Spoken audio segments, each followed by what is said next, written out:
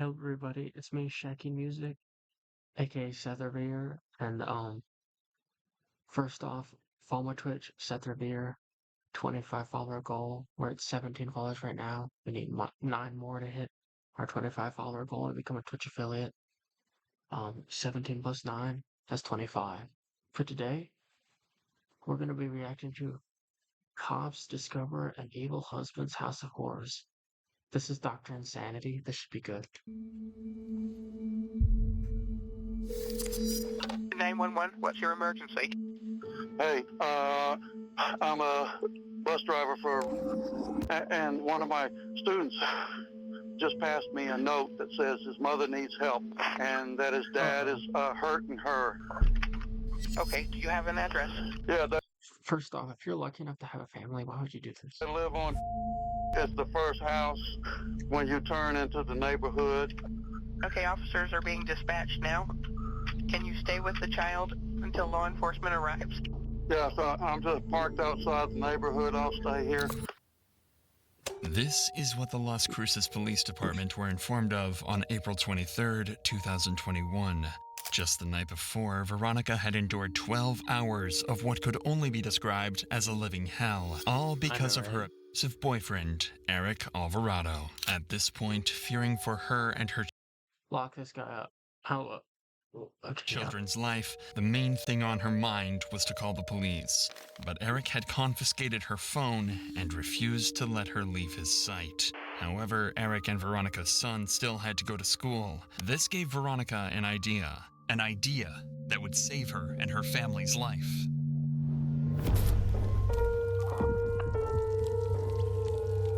Yeah, I've seen people react to Dr. Insanity. He has really good content. 2 minutes in. Can you explain to me what's going on today? Last night he was talking me a lot and something with the Lock him up now. Lock him up. You're lucky that you have a wife and kid and you're doing this. Put him under the prison. with the pillows. Okay. He picked me up. He got my head against the cabinet, and then he's sleeping on top of here. Okay. And then my kids were screaming and crying, and he said that he was either I die or he's gonna have a shot with you guys. Veronica is clearly distressed and just thankful that the cops are here to save her. In fear of her life, she wrote a note behind Eric's back saying that she was in danger and to call There's crazy, creepy people out there. I can't believe people are really who are like this. 911. She passed this note to her kids in hopes someone from their school would call the police. The note was given to a bus driver who... Let me know if I should react to more Dr. Insanity or like any other videos or games for that matter. Comment that in the chat or on my YouTube channel in the comment section after I upload this video to my YouTube channel, Shaquine Music, link in bio. Okay. Immediately called the Las Cruces Police Department. The cops need to know exactly what happened. Veronica just told them that Eric would have a shootout with the cops if they came, so they know they're dealing with someone either dangerous or delusional, something they would quickly find out. Were you trying to get away from him, or what happened? I just started doing whatever he asked me. He would even tell me to follow him to the bathroom when he needed the bathroom. He would make me pick up the seat for him. Okay, that's He disgusting. said, "Are you gonna let me?" And then I was just like, "Well, neither." And You then, can't say that. but I was crying for my mom because he really think I would do that. He didn't try to get out, and he didn't forcefully try to keep you I from was leaving or like, anything like that? I've tried before, and it never works. So I just stayed quietly and I stayed up on the bed. I rolled like to try to get away, and he would just pull me closer and hug me. Okay. But I didn't have a phone to call you guys, so I just What happened to your phone? he has it. But he always takes it because he knows that I'm gonna call the cops. That's technically kidnapping. This guy's insane. This guy's actually insane. If you take somebody's one device that gets them help, that's something. I don't know what it is. Okay, so the marks on your face, is that from him, or Mm-hmm. not from him? Okay. Oh, And then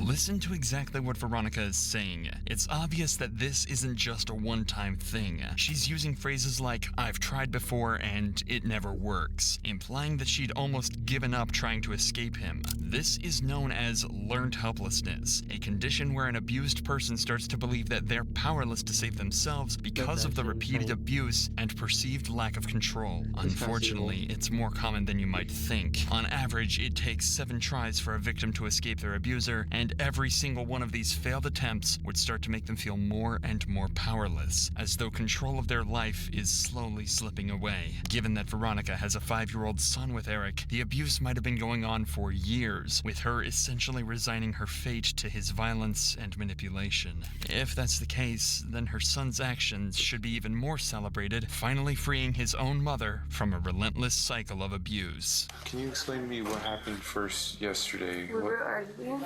He was just more frustrated because he was yelling at the kids, and then started to get upset with me. He got upset because I didn't cook, grabbed himself something to eat, and Cook your own dang. Okay. he told me to Let's make me laugh. garbage and give it to him, but That's your because I had wife. the baby in the bed and laid it down, she was getting upset every time I walked out. Okay. And then so I came in here all mad talking shit, and Okay. I was right there by the microwave, and I slammed it to close it because he had his food in there. I was gonna heat it up, and he told me to shut up, and then he got up and pulled me from my hair and pushed my head toward the cabinet in my head, like went like that, and that's why it's swollen right here. Went like that, and my eyebrow hit right here. Veronica continued to tell the officer about that night's abuse, how he Get him choked locked her, threw her around, and grabbed hold of her Lock him so hard that she couldn't force his hand away to save herself. Yeah, I was holding onto his arm, but he lifted me up because he's so strong. He lifted me up. He ain't gonna make it in prison, I'll tell you that. Okay. And he slammed me on the He's counter. it's over. My kids were It's over. crying at the same time. My oldest son Okay. came out. What did you feel when he grabbed your neck? I don't know, like I was like trying to fight to get it off, and then all of a sudden, like my body just started feeling weak. Feeling weak? Yeah, and I felt like I was underwater and I couldn't breathe. And I was just like trying to calm him down, like, "Oh baby, I love you, please stop, this is enough." But I just want to broadcast But I that was just shorter like, because I video. already know how he is. Directly after being choked almost to death, she's still pleading with him and telling him that she loves him. Obviously, it can't be discounted that this was just an act to get him to stop. But again, this is a very common reaction. Eric has likely guy's used cool. either This guy- love bombing or this guy deserves intermittent cool, reinforcement like, he to made punch manipulate Veronica. Love Think bombing about what involves viewers initially watching. showering the victim with affection and attention, forming attachment quickly. And intermittent reinforcement involves quickly alternating between kindness and cruelty. Both of these create a powerful Yeah, I've heard of love bombing. I've heard on the internet.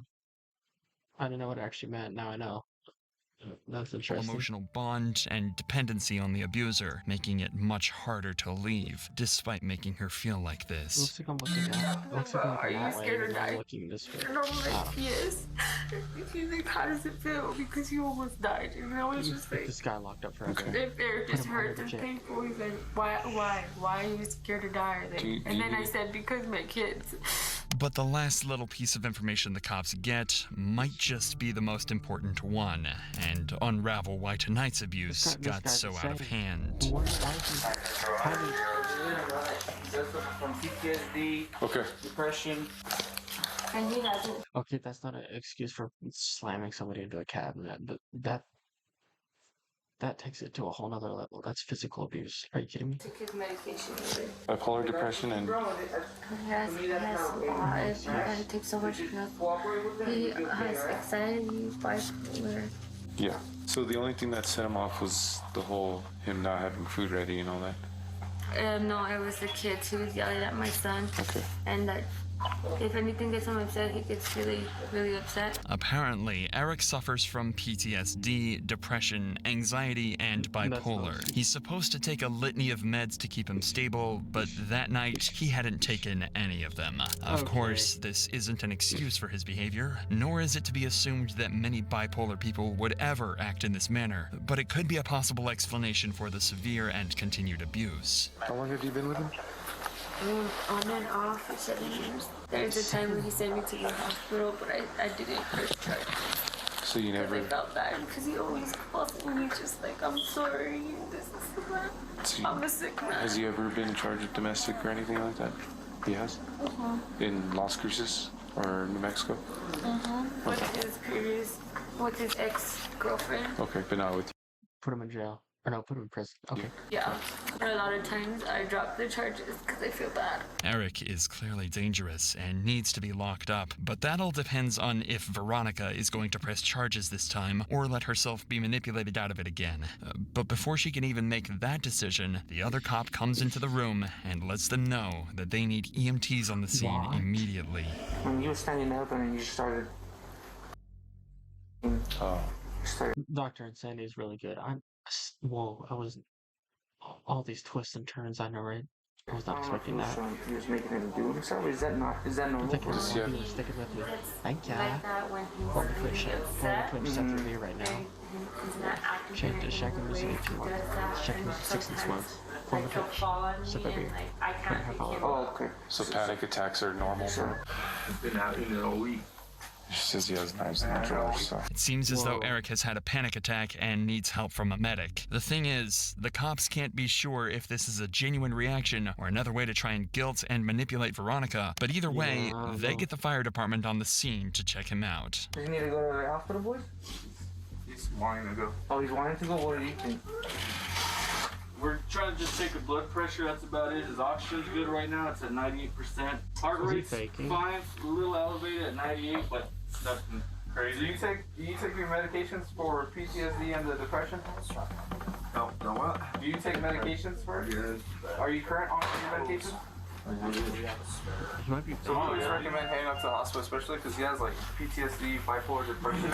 Medically, everything seems fine with Eric, but they still decide to take him to the hospital temporarily at his request. In the meantime, Veronica is now curious about the rest of the process and has made a decision on if she's going to press charges. He always bonds himself out. Okay. And he told me that like, I'm starting to remember a little bit. It's like, I didn't think I'm gonna be that long in fucking jail. I get bonded up real fucking quick. So I know you said you want a restraining order, so we'll work on getting that. Usually it's going to be an emergency restraining order.